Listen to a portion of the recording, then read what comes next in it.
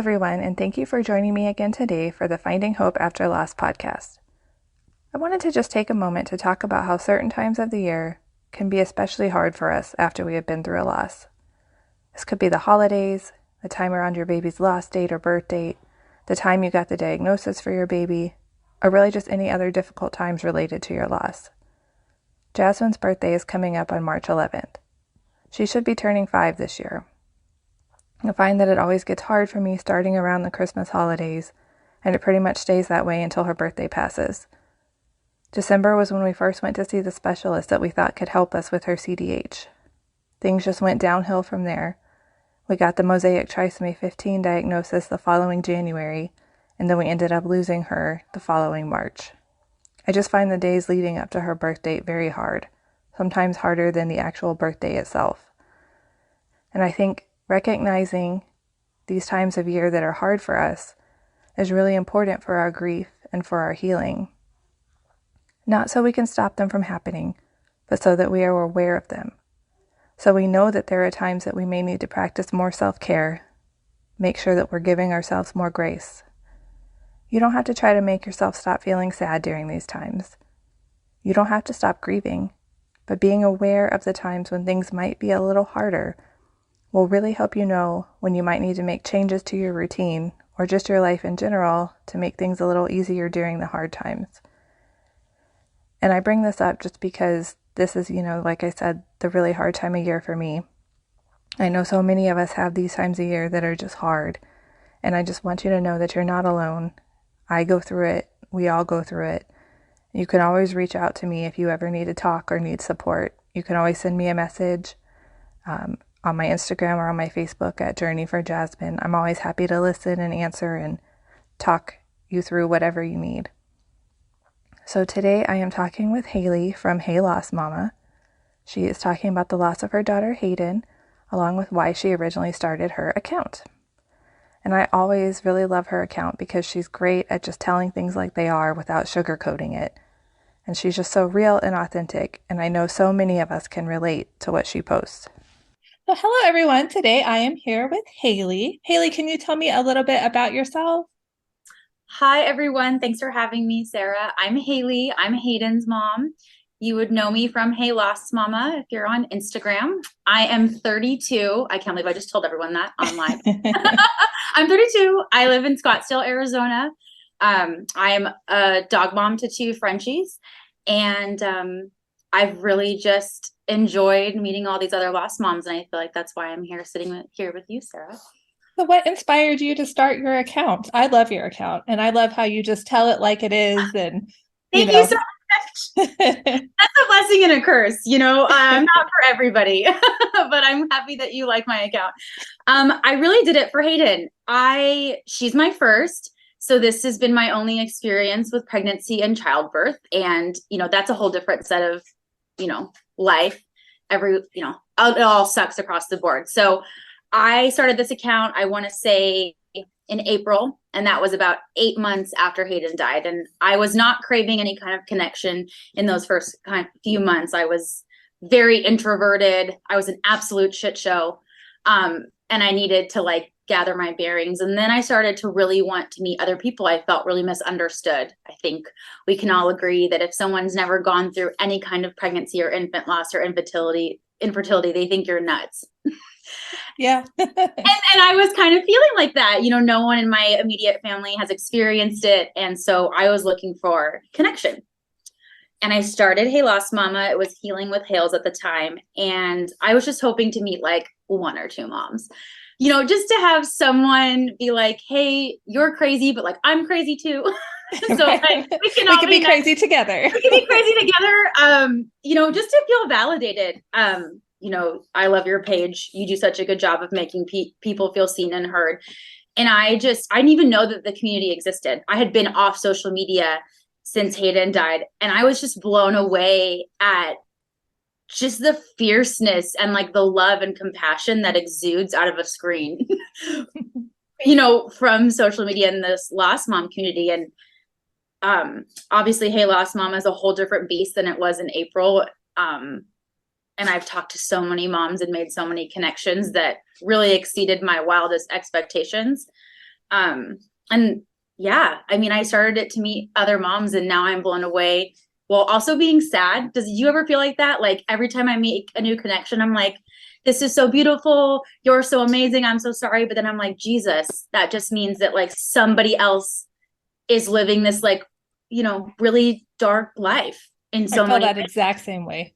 Every time it's like, this is so sad, but nice It's to know you. Like, I know, so nice to meet you, but I'm sorry your baby's dead. Like it's that, when you have to find that line of being like grateful for that because I really do view it as a gift from Hayden. But like I get to view it that way. I don't need someone outside telling me, but like, what about this? Like right. I still take my daughter being alive. I think all of us would say that. Yeah, exactly. But the community and the connection aspect of it is really why I started Hey Lost Mama. And I just hope that other people feel safe like I do, because I get just as much out of it, I think, as somebody else would. Yeah, I know exactly what you mean. And Yeah. yeah, it is really sad. Like, I didn't know at the time that I started my account. It was about 2 years ago, I think. And I didn't know there were so many of us out there. No, because you're made to feel like you're this like rare, uncommon, like this doesn't happen, lightning doesn't strike twice, like, insert bullshit here. And then you meet all these other women and some dads. We just talk more,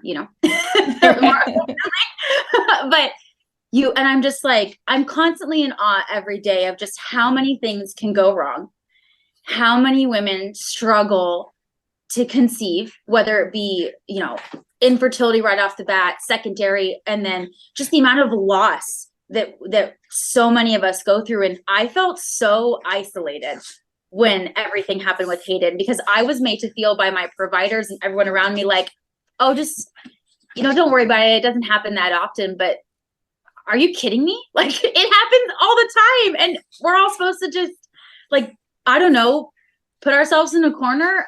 Nobody puts baby in the corner. Like I don't want to live that life. Like Patrick Swayze came to save us all. Like we should be allowed to talk about this. Plus, that makes you feel bad. Like your baby didn't matter. Like, well, just because it happens so much doesn't mean it didn't hurt, Oh, you know? 100%. And I feel like it's such a fine line because providers and like people outside the community really do make you feel either like one end of the spectrum or the other. It's such a pendulum swing.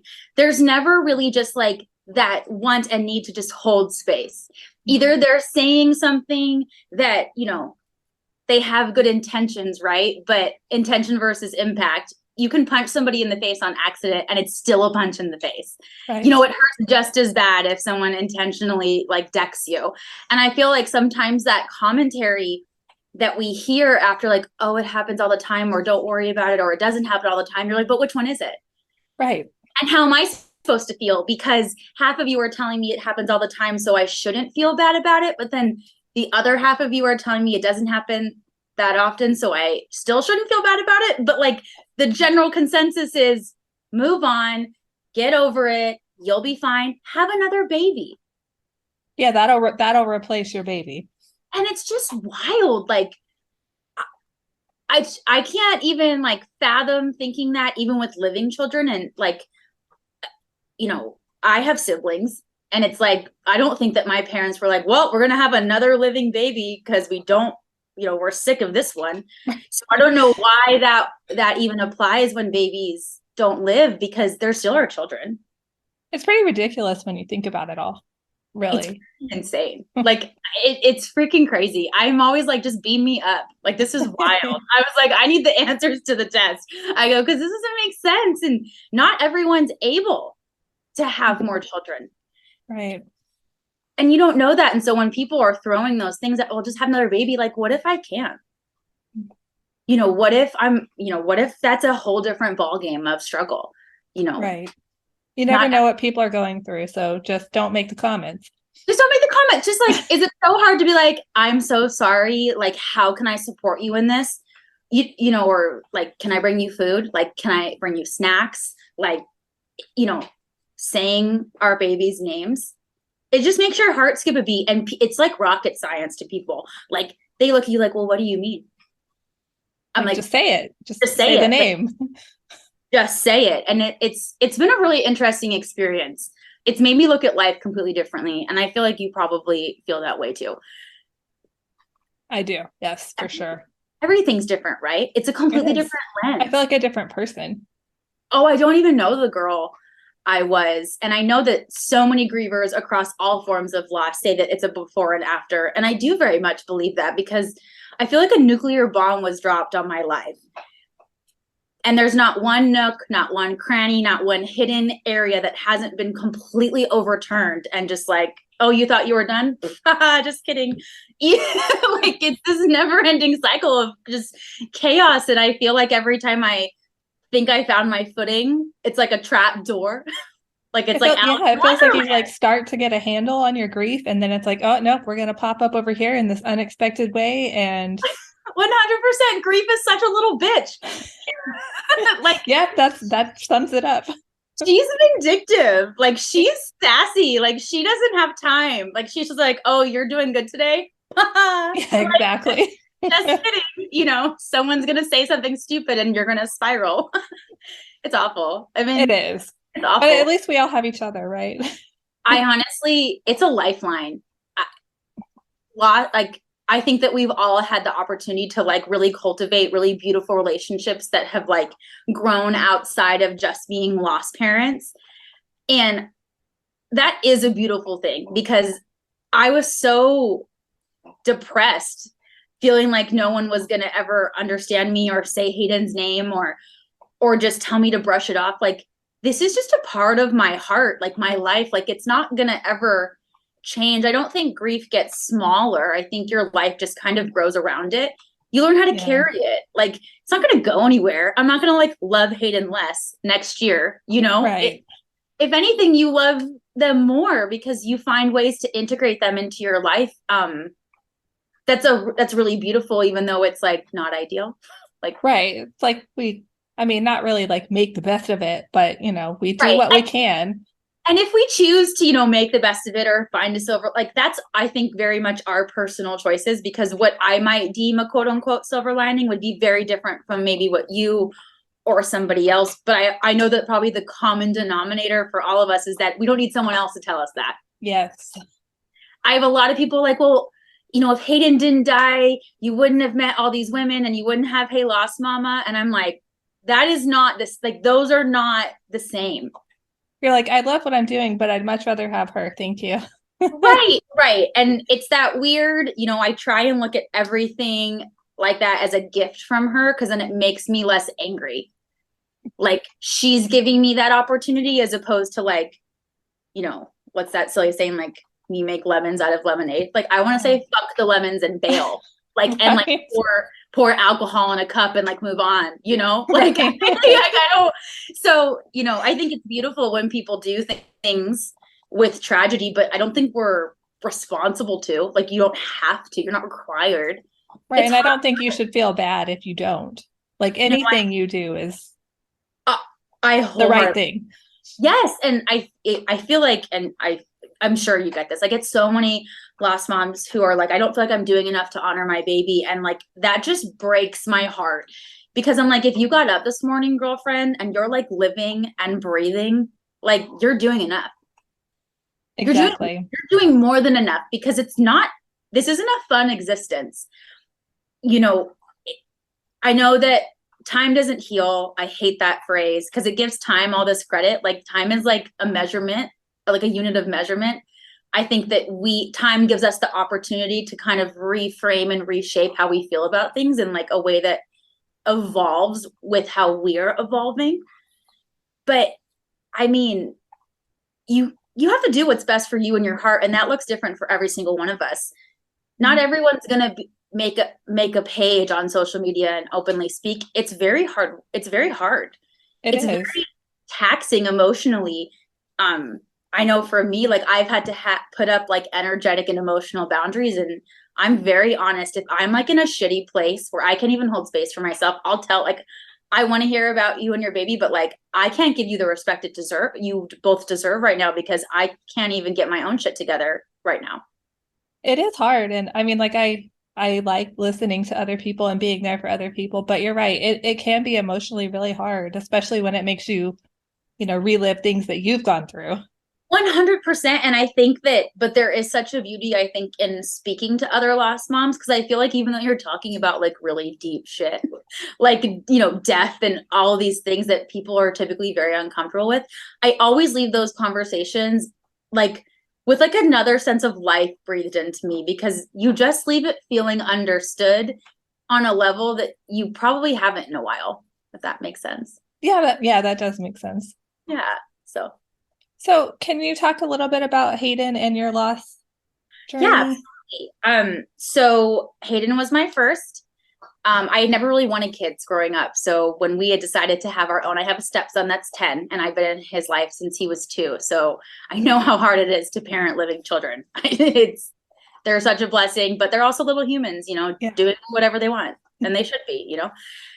So when we decided to have one of our own, it was a really big decision. And we're like, one and done. Well, how naive was I? I'll get pregnant. I'll have a baby. Life will be grand. I had a normal pregnancy, no issues. And I went in for benefit paperwork to like fill things out and a Doppler. And I was 17 weeks. And they couldn't find the heartbeat. But when they put the Doppler on, maybe that's just me, I heard a heartbeat, but it was my own.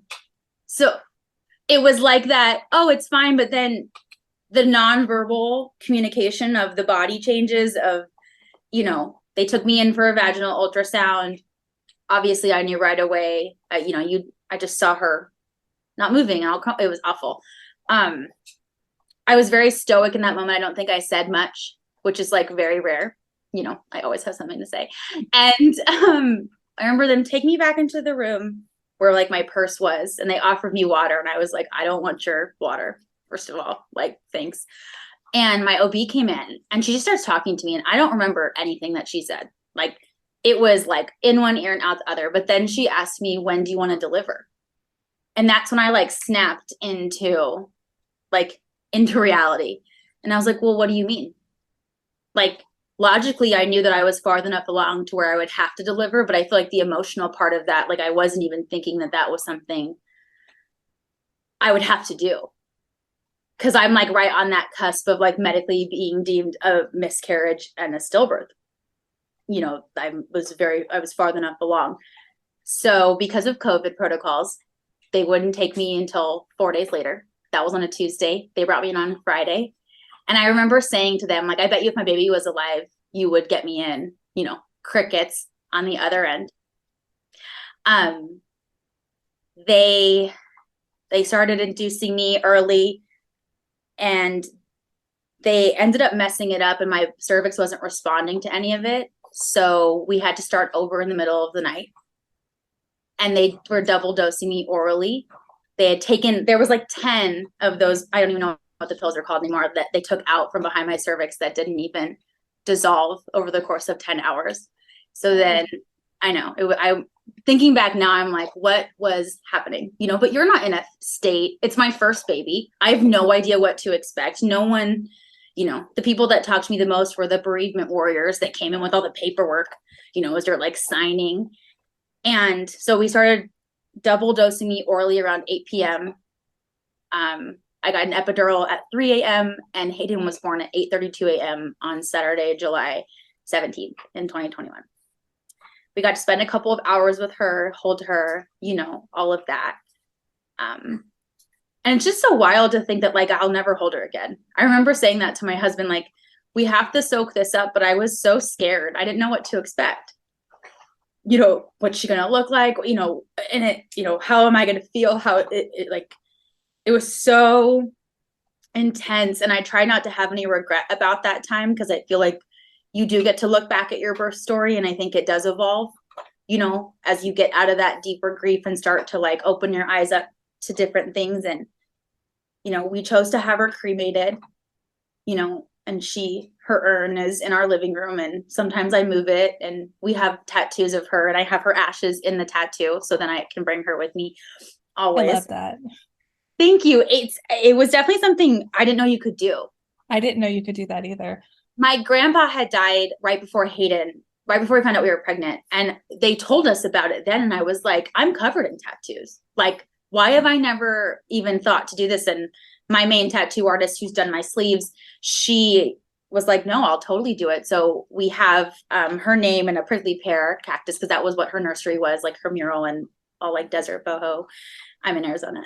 And it's in her name of her ink. And it's just, whenever I hear moms saying they want to get tattoos, I'm like, get the ashes if you chose cremation, because it's something that, like, if I forget to put her jewelry on and I'm having a panic attack or something, I always remember that, like, I'm carrying her with me, and like our cells were already so integrated because of pregnancy, but it's like this extra level of comfort, I guess, for me. I love that though. We had Jasmine cremated too, so I definitely want to look into that. You totally should. It's like, I mean, people think it's morbid, but like I feel like our whole lives are morbid now. Like everything we do, people think is morbid. So I'm like, I'll just add I it don't to think it is at all though. I think they don't know what they're talking about. They don't know what they're talking about. I think it's a luxury if you think all of that thing. That's a privilege to not understand why we all do the things that we do. You know, I don't want after loss, like I don't judge anybody for anything they do. no. It's all You do you, boo. Like it really isn't. I think that's also a little bit of a gift, you know, from everyone, our babies, because I have a completely different outlook on life. I'm a completely different person. I don't think we were bad people before. I don't mean it like that, but we definitely, right. I know that I have a deeper level of compassion and empathy than I did before.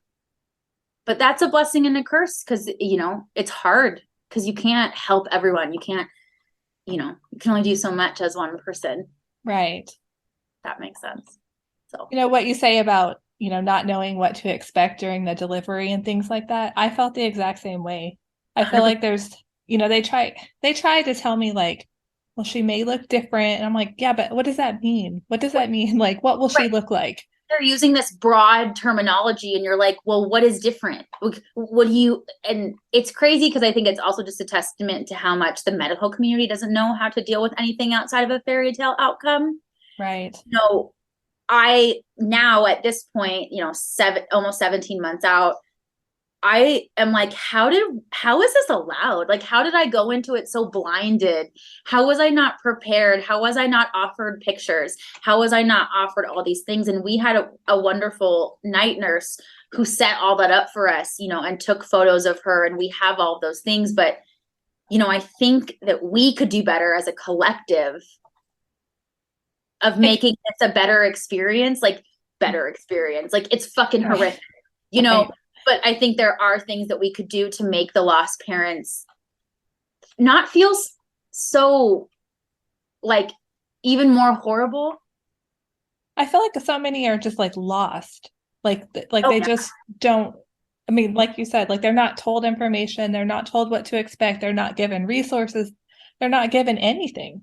I completely agree. And it's like, why are we really should treat it the same. Like everything that you would do with a baby that's alive, why are you not offering that same thing to the parents? Like if you want to bathe them, if you want to take pictures, if you want to, like all of those things, like don't make us feel even worse than we already do. And I know that everyone is scared. Obviously, it's a very scary thing. But I think a lot of us are able to look back and be like, I wish that was offered to me. Yes. So many things I wish I had done that I didn't even know to do. And it's not your fault. It's none of our faults. Why are we supposed to know? We're not supposed to know. We're paying thousands of dollars in America to not know. Right. Like that's why you're all there. That's why you're all costing an arm and a leg.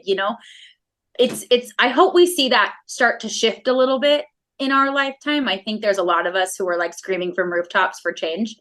Yes. So I hope that something kind of starts to shift, because I don't wish this experience on anybody, but we need to normalize it because it's happening all the time.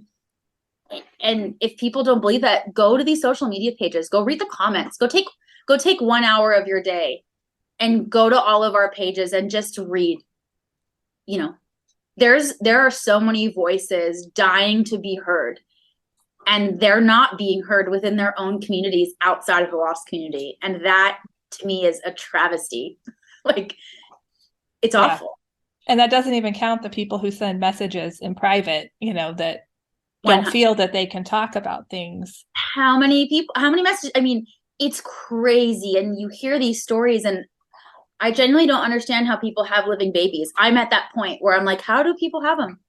I'm genuinely shocked that people have living babies because of the things all of the things that can go wrong. And I feel like pregnancy pushes women to the brink of a human body experience. And we're like, it's not that big of a deal. Yeah. Yeah. Like, don't mind her. She's just pregnant. Like, like, no, I'm just like going through a lot of change and growing a human. Yeah, I'm building a human. Like, you're welcome, know. And you still did all of that, even if your baby dies. Yeah. And don't even get me started on the postpartum care. Like, that's even worse. Well, there is none. What a postpartum care, girl. What are you talking about? Like the 3-question survey. Right. And you go back. I remember going back for my 7-week and she like tapped me on the butt as if I was a baseball player. Like, let me know when you want to try again. And I was like, what do you mean? What? You think that like that's what I'm thinking about? I remember being like, can I have another baby? Like in that moment, like when I was delivering. But at 7 weeks, I was like, what's happening with my body? What's going on? And no one thinks you need to know because you don't have a living baby with you. Your body does the same thing, goes through the same changes, except you add on this grief. Yes. And grief changes your body. Your nervous system is in absolute shock, completely frayed. Like you're going through postpartum on top of having a massive life tragedy. And people are like, just have another baby. God has a plan. Didn't you know? Like, this is all part of it. And you're like, Yeah, you're lucky I'm not hitting you right now. I'm sorry. Yeah, I want to talk to God because I don't remember signing off on this plan. Like I think this is something that we all can agree on. There's so much that needs to change. And I don't even know where to start sometimes because it needs full reform. Yeah, there's so much. Top to bottom, blow it up, start over. Well, that's good. Yeah, just blowing it up and then everything has to start over, right? Everything has to start over. Ground zero. Let's go. So what advice would you give like new families that are going through loss? Feel everything, even the dark stuff, even the thoughts that you think you shouldn't be feeling, even the things that feel so uncomfortable and so unfamiliar to you, because that is all valid. I really took a lot of time turning my lens inward and working through a lot of my own emotions. And as someone that has suppressed emotions my entire life, it was like the floodgates. And when you don't allow that feeling and emotion to come up and you don't honor it and acknowledge its existence, you're just setting yourself up for it to come up in a completely different way that's probably going to feel worse. And when you're ready, find a lost mama tribe. Find somebody, because as much as you hope and wish that it will be your friends and family, 9 times out of 10, it isn't. And I always say, like, maybe in the first 3 months, but it's weird. After that 90 days is up, people want you to go back to the person you were because it's easier for them. Right. But it's not going anywhere for you. So get comfortable with your grief. Like, she's going to be your best friend. She ain't going anywhere. You guys are attached. So find a way to integrate her into your life and dance with her. Like, find that rhythm that works for your heart and allow it to evolve. I think that's great advice. I know I spent a lot of time trying to push the grief down. Like, nope, I don't want to feel this right now. And then, like you said, it comes up in a big explosion and it's worse. And that's also normal, right? No one likes uncomfortable feelings. Intrusive thoughts are so real. And we have to remember that we're not our feelings and thoughts, but they do exist and we have to honor them. And it's not fun. Your baby died. Yeah. This isn't going to be fun, It's just, we just have to learn to live with it. Let's learn to live with it. And don't listen to anyone that says that you shouldn't be feeling a certain way or any of those things. You are entitled to feel how you want to feel. And anger is also valid. Yes. Allow yourself to be angry. If you weren't angry, I would ask you how long you've been suppressing. Yeah. Because there's no way. I want to blow up. I wanted to be that person that's like, get me a job where I can just blow things up. I don't know what that looks like, but I'd like to be hired. Yes, I'll do it for free even. I volunteer myself as tribute. Yeah, so. I remember at the hospital after we delivered Jasmine, one of the nurses, she told me at the time, and it's always stuck with me, that whatever you're feeling right now is the right way to be feeling. I And so love that's that. always stuck with me. So I'm like, whether I'm angry, whether I'm sad, even if I'm happy, because you're allowed to be happy too. And that's a hard one. I think once you kind of come out of that immediate aftermath and you start to like reintegrate yourself into whatever your life is going to look like moving forward. I know I felt guilty for moments of joy. And I remember the first time that I really actually laughed. I ended up crying after because I was like, I'm not allowed to be this way, but it's all part of it. I did the same thing. Right. And you're like, oh my God, did I just find joy in the depths of this darkness? You're like, I'm not allowed to do I'm that. not allowed. And, you know, I think that's where like the moving on versus moving forward for me comes into place. Cause like people want you to move on. And that's such a silly statement. Like, move on from what? Like your child? Like, no, that's not how it works. You know, like just with living children, like, could you imagine if someone was complaining about their child going to preschool and they just can't handle them growing up? And you're like, just move on.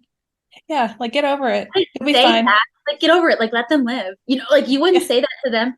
So, you know, I think moving forward and allowing yourself to do that, Hayden gives me permission to do that. And that's how I look at it. Like whenever I'm questioning or struggling or like have a grief wave that, you know, we all are so familiar with and shit is smothering, you know, she gives me that permission to move forward because I carry her with me in so many different ways and find ways to integrate her into my life as I continue to live. Because if I can't live to my fullest potential, and that's going to change every day, right? Like it's all ebbs and flows, but if I can't do that, then she's not going to be remembered. So for me, that's such a like a motivating drive of like, I have to live and be the best version of myself when I have the capabilities of doing so, because that's my way of honoring her life and the impact she had, you know. I love that. That's what I try to do for Jasmine too. Like everything, I'm like, it's for you, you It know. is. And you can see that through all that you've done and all that you continue to do for this community. And it's such a beautiful thing because, you know, of course, it's such a cool thing to see. I think that all of us have such like unique gifts to share with the world in our own ways. And we all do it differently. But at the end of the day, it's still making an impact, no matter how big or small someone deems it. But like the fact that we have the capabilities in 2022 to reach women globally. Yes. Just wild. It's so cool. It's like so cool. And the internet's such a blessing and a curse, obviously. But the coolest part of all that is like, I remember when I first met some of my like global lost moms, and I'm like, I just never would have fathomed that somebody on the other side of the world feels like I do. Yeah. And sees my heart in a way that someone down the street doesn't. And some of them are in countries that they can't talk about it, I know. And I feel like even in America, we're not really allowed to talk, we have more freedom to talk about it than a lot of other places, but some of those stories, and even just like culturally and with families, like hearing how many people struggle, it's just, you wonder why there's so much stigma and shame around it. But I don't care if I make people uncomfortable. Like I didn't care before Hayden, and now it was just like, throw that out the window. Like there's no fucks left to give for that. So like, if I'd rather someone be uncomfortable for 15 minutes than live this life. Because I think that's why people like your account so much, because you just tell it, you know, like it is, and it's what we're all thinking. But just not everybody says it, you know. And every time I have like a post where I'm like, oh, this is gonna piss somebody off, you know, this is gonna ruffle feathers. It always does, you know. But it's always the post that I get the most messages about, like, thank you so much for saying that. I thought I was a bad person for feeling that way, or I've been struggling with that thought. And for me, the one person that trolls me and says awful things will never negate the 10 people who were like, thank you for saying that. You made a difference in my day. Right. Those messages mean everything. I like cry regularly. I do too. Like already I'm doing that. Right. And then like I read some of these messages and I am so touched, because sometimes we are afraid to say things, and because we're all so different and have different ways of sharing, I love the diversity in the Lost Mom community, because we could all be saying the same thing, but we all say it so differently because we're just our own unique selves sharing. and all of our experiences are different, but at the end of the day, we're still walking earthside without our children. And for me, that's where that connection really sits. It's just crazy. I'm blown away by the women in this community. They're like the coolest, nicest, like most thoughtful people. And it's just such a testament to that. Bad things happen to good people, and it's just so out of our control. Yeah, I agree. Yeah. I can't even like name how many amazing people I've met. And there's so many. There's just every day. And just to hear everyone talk about their babies, like, it's just so cool. I always feel just so honored if someone feels safe enough to share, because it's a big deal to share. It's a big deal to share your children, no matter if they're living or dead. Yes. It's a very personal and private and intimate thing. And when you get to share your heart with someone like that and know that you're going to get that same love back, it's such a cool feeling, even though it's tragic. It is. Yeah, I agree. Well, I really appreciate you coming on today and sharing your story and talking about your account. And it was so nice talking with you. Thank you. It was nice talking with you. We'll have to do it again sometime just for fun. Yes, definitely. Perfect. Thank you so much, Hailey, for sharing your story with us. I think you brought up such an important point about how so many lost families don't feel like they are doing enough to honor their baby. But we don't have to do something grand or big or even public to honor our babies to be doing enough. Don't ever feel bad that you're not doing enough. It's so hard just navigating our lives after loss and learning to be, quote, normal again. Don't compare your loss to others. Don't compare your grief or how you're coping with others. We're all different. We all need different things at different points in the process. You are doing the best you can for you. That's all you need to worry about. The comparison game is hard not to play sometimes, but we should always avoid it whenever we can.